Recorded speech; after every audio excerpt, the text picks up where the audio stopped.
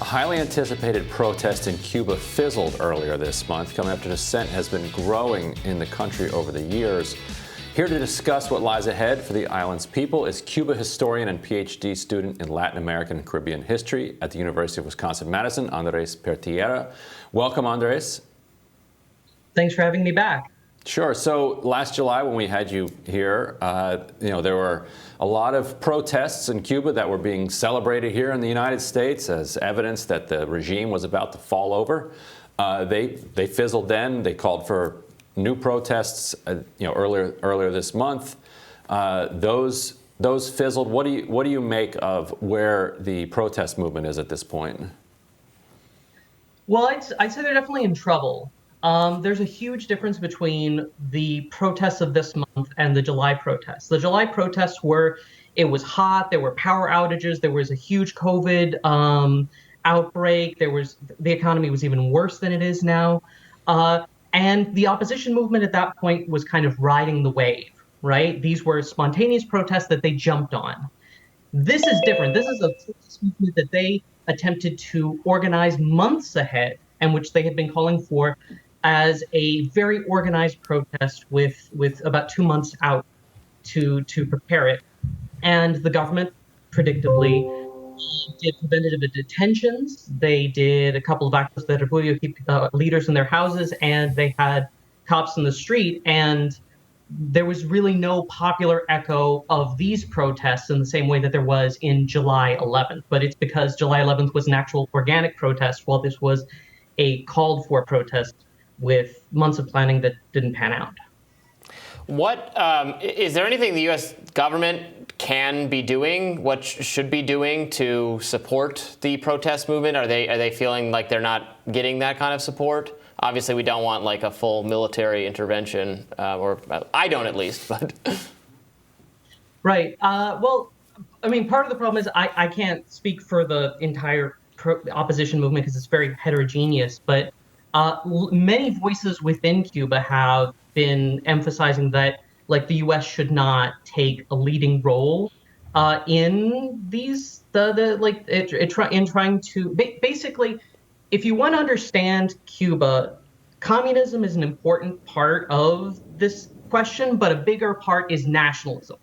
The United States is what to Cuba what to the USSR was to the US in the Cold War, just as to pick an example. And so if the United States is throwing all of its weight behind an opposition movement, not only will it delegitimize that opposition movement, but it will give the government every excuse it needs to handle it as if they were Soviet spies in the US in the Cold War, to pick an analogy. So, go ahead, Kim. Yeah. So, I mean, obviously they've been under this sort of government for 70 years or something, or maybe not that long, but 60 years. So why now do you think that there's this kind of rising up?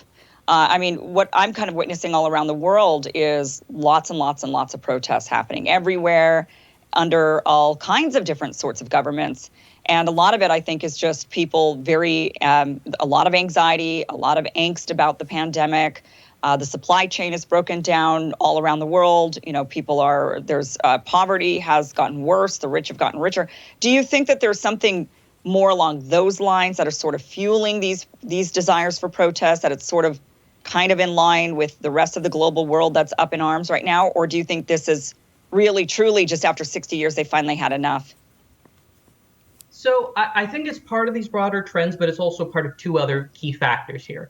One is that the government has lost its information monopoly. The arrival of the internet in Cuba in a massive way, not just a couple people having it, but many everyday people having it, means that there's a huge information war going on, including over WhatsApp, Telegram, Facebook, all these kinds of things. And the government media, which has been in a bubble for many years, doesn't really have a way to compete with this information war. Some of it is also kind of like the information war in the US. It's not all above board. Some of it's misinformation. But the government is really struggling to deal with a situation where they have to compete with other narratives in a meaningful way. And the other problem is that Fidel Castro's gone. Fidel Castro had his coalition. He was had a lot of charisma. He had a lot of popularity as a kind of nationalist leader. One woman put it to me as, "I'm not a communist, but I'm a Fidelist." Right? Fidel's gone. Diaz-Canel is still trying to build up that legitimacy, and his entire pitch was to build it on economic prosperity. Well, between Trump and COVID, that's out the window. So what is the legitimacy of the government built on right now? And that's the shaky foundations that they're struggling with. And Andres, the government was able to turn out pretty sizable numbers of people in the street. What did you make of that? So November 27th is part of an annual protest. It's the anniversary of the shooting of several innocent medical students by the Spanish colonial regime in the 19th century, but it's also very much a political protest. And this was more sizable than it was usually. And it's definitely a sign that while it's not like how Fidel could call 1.5 to 2 million people into the National Revolutionary Plaza, like the government still has an ability to call on supporters in a meaningful way, even at this relative low point. This is one of the lowest points that this year has been one of the lowest points of the post-1959 government, and it still has ability to get people in the streets. Is there a link there between? Tell us a little bit about the vaccine program in Cuba. We've heard a lot about their ability to produce and distribute multiple vaccines.